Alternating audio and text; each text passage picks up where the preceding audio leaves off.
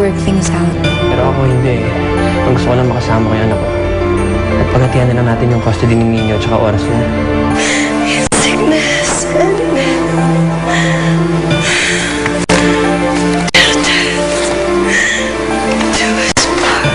Parang kakaiba ka ng konti ngayon eh.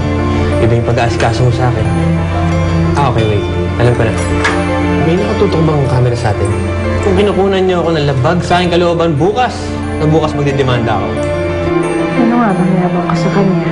Kaya niyang ibigay sa iyo lahat. Eh ako, ano kaya kong ibigay sa iyo? Alis kami, ha?